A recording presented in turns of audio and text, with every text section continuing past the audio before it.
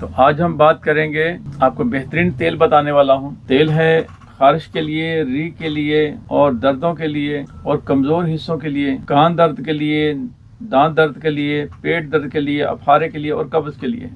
तो ये सब बीमारियों के लिए एक तेल काफ़ी है। इसको बनाएं और इसको लगाएं और अल्लाह की रहमत के मज़े लूटें। बड़ा आला मुजर्रब किस्म का नुस्खा है। बनाने से पहले किसी अपने हुक्मा से, करीबी हुक्मा से रब्ता कर लें और फिर बनाएं।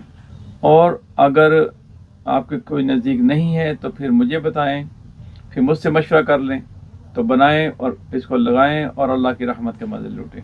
बच्चों को भी लगा सकते हैं, बड़ों को भी लगा सकते हैं, लेकिन लगाने से पहले, आप बनाने से पहले अपने करीबी हुक्मा से रब्ता करें या मुझे बताएं, तो इंशाअल्लाह खैर बरकत होगी। तो नोट फरमा लें, काफूर ले लें आप 1 तोला और सतपुदीना ले लें आप आधा तोला, रोगन बैद अंजीर ले लें 100 ग्राम और तारबिन ले लें आप 30 ग्राम। काफूर और सतपुदीना जो है, आप इसको अच्छे तरीके से रोगन तारबिन में डाल के तो इसको अच्छी तरह से हल कर लें। इसको इस तरह से मिक्स करेंगे तो ये हल हो जाएगा। जब ये हल हो जाए अच्छे तरीके से, उसके बाद आपने इसको रोगन बैद अंजीर में डाल देना है।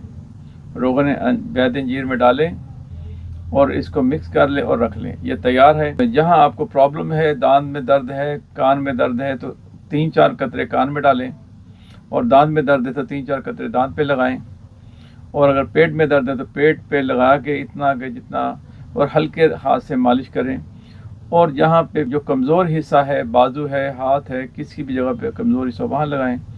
और अगर खारिश वगैरह है तो वहाँ भी लगा सकते हैं। पिंडलियों पे, टांगों पे, जहाँ भी री की दर्दें हैं उसके लिए बेहतरीन है।